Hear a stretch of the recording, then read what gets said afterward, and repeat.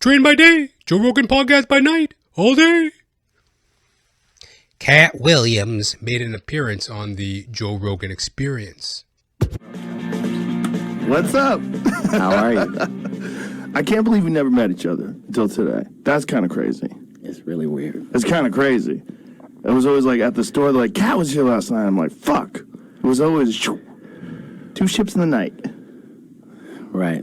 I would see you and not be able to get to you. Like, comedy is small, but only if you're mediocre. It's big. It's a vast, vast place. It's vast and it's also small because there's so few of us. And worldwide, we were talking about this the other day. There's maybe 500 of us on the planet. You know, you got to be real generous and say 500 because it's really probably about 250. Right. But legit comics, guys you want to hang out with, guys who are fun. Your number's going down. Your number's going down. Your number's going down. Guys you'd recommend, leave your house, get a babysitter. The number's going down. It's not a lot of people. Right. You think about the billions and billions of people on the planet, there's a little smidgen of us. Yes. Much awaited. You know, a follow-up to Katt. Katt Williams was on the Club Shay Shay. Hello, my name is Shay Shay of Club Shay Shay. Today we have a guest, Katt Williams, multi-talented, award-winning comedian, Emmy winner, Emmy nominated.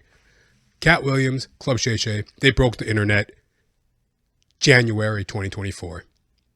And during that interview, Katt Williams got on there and was saying some pretty controversial things about Joe Rogan and the Joe Rogan Experience. You know, he was saying things like, Joe Rogan, he don't want me on there. He be putting on the same six motherfuckers that ain't ever been funny. Talking shit about Joe Rogan sphere and different comedians in that element. So, Joe Rogan had responded saying he loves Katt Williams, and if Katt Williams wants to come on the show, he can make it happen. They did. It was very interesting. My verdict off the top, what I generally think, Katt overreacted to Joe's tardiness, forgetfulness regarding the invite. Katt overreacted. Joe forgot. Joe was late. Joe failed to send out an invitation to Katt Williams to be on the Joe Rogan Experience, JRE. So Katt overreacted. But Katt had a point, because it's pretty public knowledge that Joe Rogan only puts on guests that Joe Rogan wants to personally hear from. And it's like the premier spot as a comedian, as anybody in entertainment. The Joe Rogan Experience is the premier spot to be, just in terms of media interview. So we all know that Joe personally invites his guests. Well, I don't know if he personally does. That's the thing too as well. We don't entirely know how the show gets booked, but generally speaking, shows reach out for guests.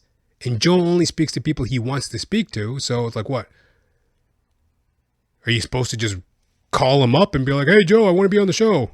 Oh, yeah, sure. Whenever you want, buddy, come on down. Like, is anybody able to do that? No, you have to be invited. Correct? Joe made that public. That's part of the advertisement of the Joe Rogan Experience. Show's been going on for like a decade plus now or something at this point, right? Over 2,000 plus interviews. Finally, we get around to Katt. So we do see Katt's point. At least I do. Though Katt overreacted. I mean, come on. Is it a crime? I mean, come on, Katt. Is it really a crime to like have friends that you find funny and you put them on your show and you interview the people you want to interview? Is it really a crime? And something interesting happened during the Katt Williams interview on Joe Rogan Experience. Right out the gate, Joe, the first minutes of the podcast, Joe goes, oh, Katt, it's so great to see you. So great to have you. Right? How come we never met? How come we never met? It's like we're two ships passing in the night. We missed each other. I show up at the comedy club. I show up at, the Comedy Store. They're telling me Katt was just here. Oh, we're missing each other. Katt goes, Joe Rogan, I always tried to get through to you, but I could never get to you. To which Joe doesn't respond. Now, it was in the opening minutes. It was sort of a ominous reply from Katt Williams. And then he also kind of tagged it with a bit of a joke. The comedy world is very small to the mediocre, but very vast to the exceptional.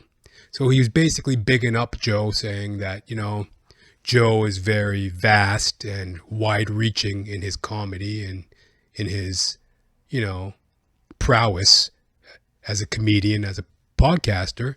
So he was bigging Joe up a little bit, but it was a very interesting passing comment. How are you? I can't believe we never met each other until today. That's kind of crazy. It's really weird. It's kind of crazy. It was always like at the store, they're like, Katt was here last night. I'm like, fuck. It was always two ships in the night. Right. I would see you and not be able to get to you. Like, comedy is small, but only if you're mediocre. It's big. It's a vast, vast place. It's vast and it's also small because there's so few of us. Because, and right off the top and right to Joe's face, I mean, I ain't trying to get too beefy here, but like, think about it. Joe goes, how crazy is it that we haven't met, Katt? Considering all the, that's what he says. How crazy is it that we haven't met? And Katt goes, I tried to get through to you, Joe, but I could never get to you.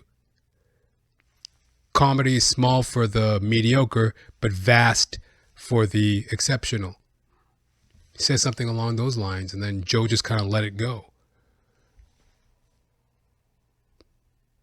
So, off the top, Katt kind of put his point right in Joe's face.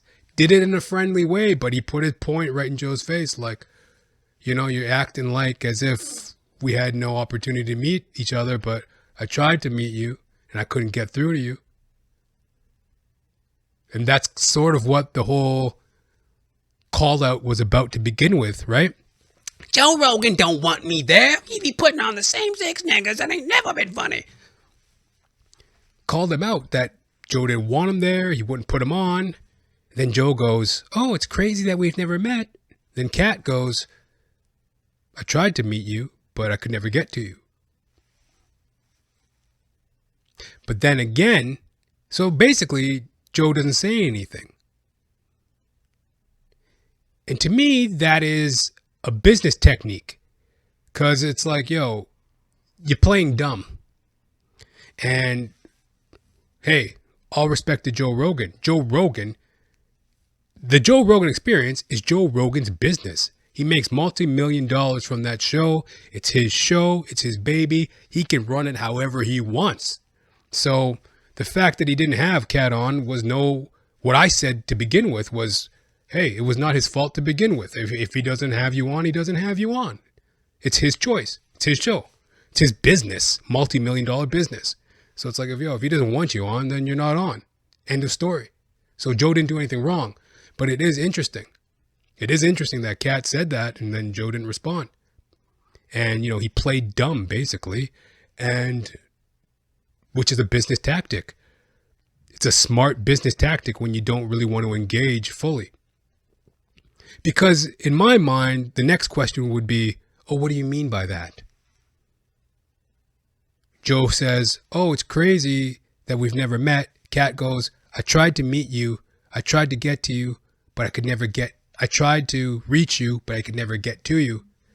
The next question would obviously be, well, what does that mean? What? But it was in the opening minutes of the podcast. It was kind of tagged with some praise, you know. Katt followed up that statement with, you know, I tried to reach you, but I could never get to you. Comedy is small for the mediocre, but vast for the exceptional. So there was never really a chance for a full flushing out of that comment, but it was a strange comment, and Joe didn't respond. And that kind of goes to a lot of what the whole Katt Williams story has been. People are always saying about him, say what you want about Katt Williams, but no one's saying that he's lying. Ain't no one saying he's lying. So, he kind of made his comment to Joe, and Joe didn't say he was lying. Joe didn't say anything. He just kind of carried on with the conversation.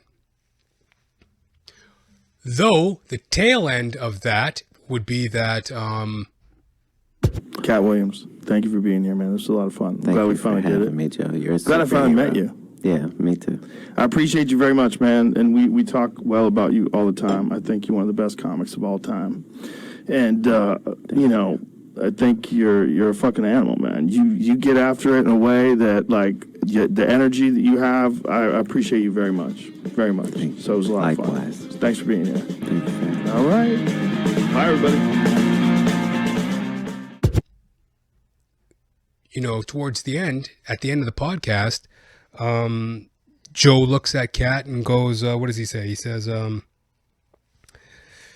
exact quote, he goes, you know, I don't know what the exact quote is, but he says, Katt Williams, thank you very much for being here. I only had nothing but good things to say about you. Nothing but good things to say about you. So, he put his stamp on the conversation, I would say. So it opened with Katt saying, I tried to reach you, but I could never get to you. And they laughed it off and continued. And then it ended with Joe saying, thank you for being here. I have nothing but respect for you, and I've always spoken good about you. So they both made their point to each other, face to face like men. They both made their point. They did the podcast. And hopefully this is the start of a beautiful relationship, a beautiful friendship. At least that's the way I see it. And it was a very interesting podcast. Like, they talked about, like, civilization, aliens, God, the government, Egypt, these emerald tablets of Thoth, just some outlandish stuff. Right. Right. Like whatever was ailing you, it wasn't ailing everybody in the world. The Chinese didn't have it because they had 6,000 herbs 6,000 years ago and knew what each one did. And, people are very resistant to that when they don't realize that almost all pharmaceutical drugs come from plants.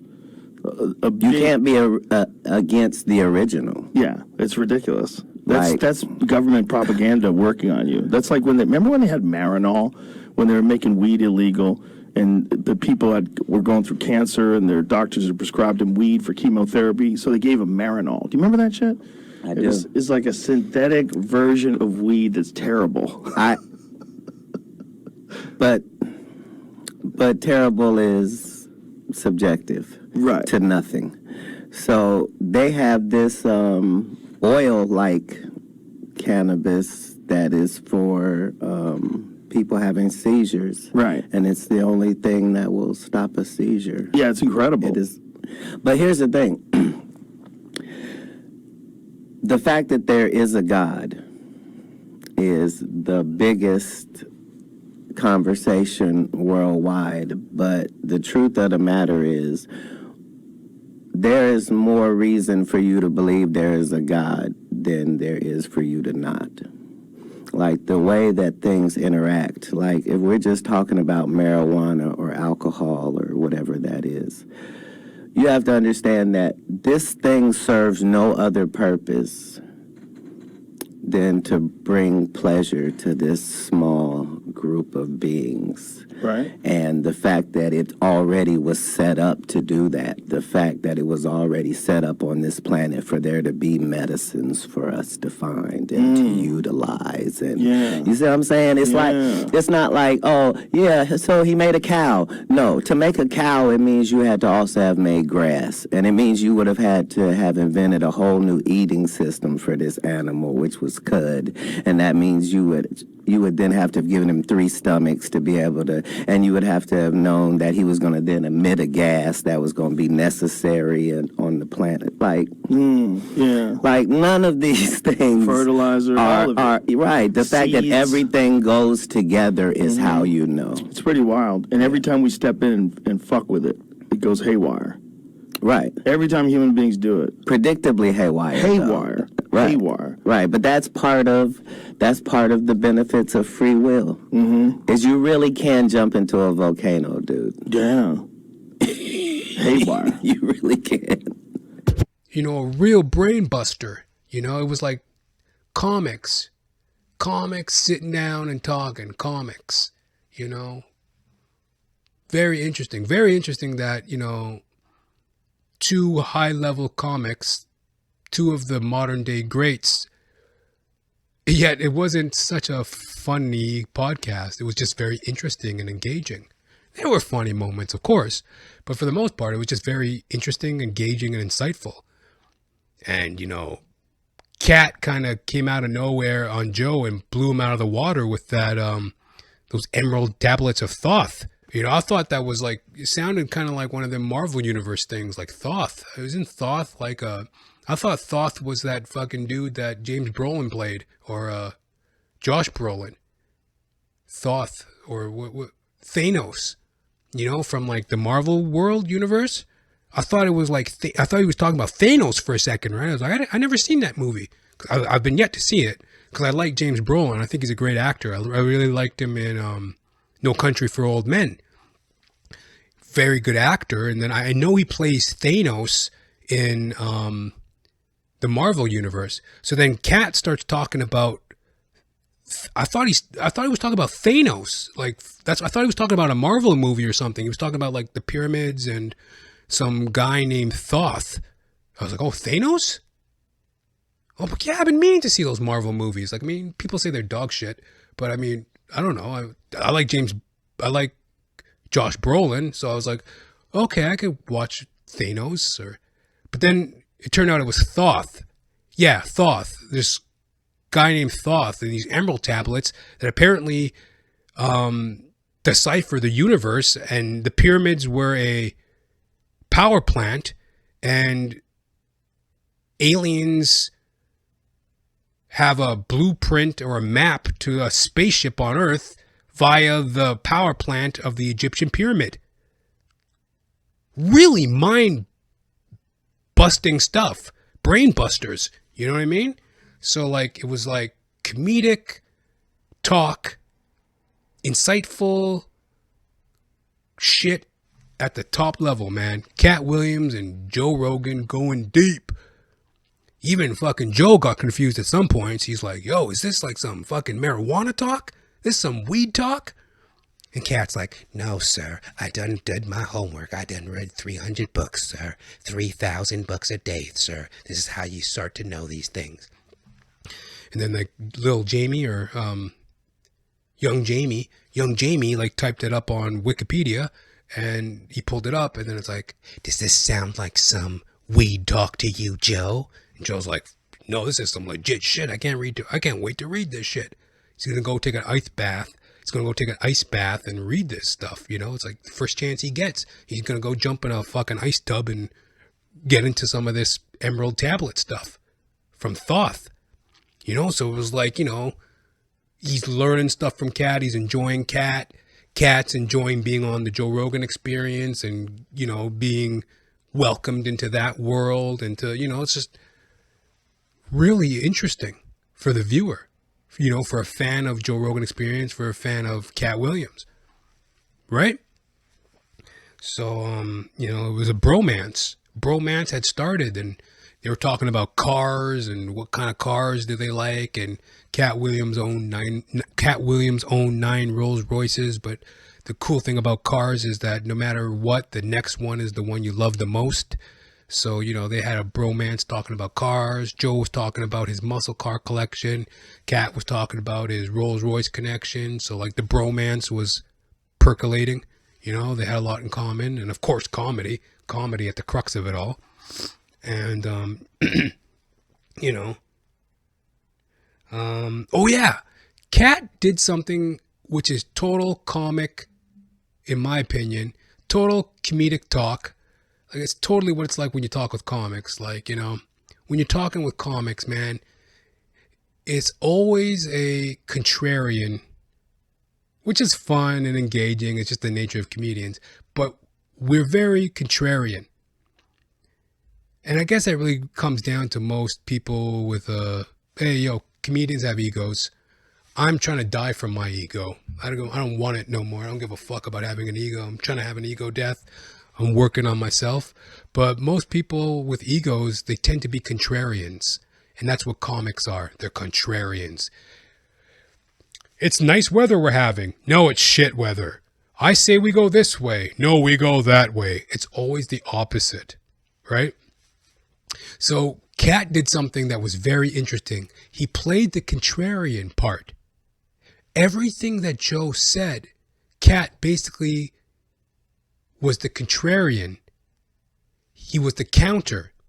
He either tagged it with a one-up, he either tagged it with a one-up or he was a contrarian. But the interesting thing was, this was the first time I seen a contrarian conversation from a comedian or experienced a contrarian situation, like just observing it, their conversation. It was the first time I seen someone be a contrarian, but with such insight. Like, Katt wasn't just disagreeing to disagree. That's usually what a contrarian does. They just disagree to be in control. The whole thing about being a contrarian is they're generally control freaks. They want to control the narrative. They want to, I'm going to say, no, I say what things are. If you say it's that way, then no, I say it's that way. No, I have my opinion. I have my way of saying things. Katt was contrarian, but so insightful. Like, for example, with the pigs. I mean, think about what we've done to wildlife. The craziest thing in this country, especially right here, is pigs. Bro, wild pigs are everywhere, and there's so many of them. I went to a friend of mine's farm, it's like a ranch, to hunt wild pigs, and you just hear them like Lord of the Rings characters in the bushes. And there's 150 of them near you, 250 of them, thousands on the ranch. They're all over the place, and they have 3 litters a year. And they start having litters when they're 6 months old. They just pump out piglets. Let's go. You can tell they're not delicious. They are delicious. Oh, well, then here we go then. We don't really have a problem then, right. Do we? No, we have a we need to eat pigs problem. No, we need to be sending this off somewhere to someone who does. Well, definitely we should. That would be an easy way to solve a lot of hunger problems. I'm saying we live in a country where we're complaining about food sources. That's a good point. These chickens are pecking us to death. They're everywhere. I can't even sleep. Yeah, but they're delicious, right? Yeah. Have more chickens. Yeah, for sure. Yeah, we do have an overabundance problem for sure. We really do. But the pig thing is a wild one. It's hard to get them. Like, they're very smart, and they spread out, and there's so fucking many of them, they shoot them with helicopters. They fly over them. Right. I've been invited 3 times since I moved here, to go shoot pigs out of a helicopter. But that's part of the reason that you came to Texas. The freedom, for sure. Texas is a place of great adventure. Yeah.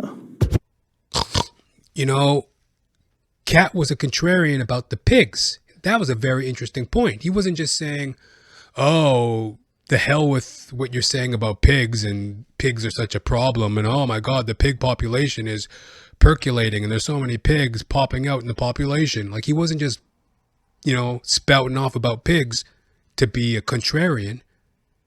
He was making a very valid point. You know what I mean? Like, yeah, so there is a abundance of pigs, but it's strange how we could look at that as a problem in a country like America. Americans looking at an overabundance of a food source as a problem. Such a skewed way of looking at things. Katt was playing the contrarian, but he was making such a valid point. And he did that throughout. The podcast. They were talking about all sorts of things. God, civilization, society, really groovy stuff. So, Joe Rogan Experience. Thank you for having that Katt Williams interview, man. It was great. And, you know, it was insightful. They covered so many topics, and it was humorous at times, but mainly just thought-provoking. Yeah, I highly recommend. And I think the beef is squashed. I think the little beef was squashed. It was just a miscommunication, and they're on to greener pastures. Hallelujah.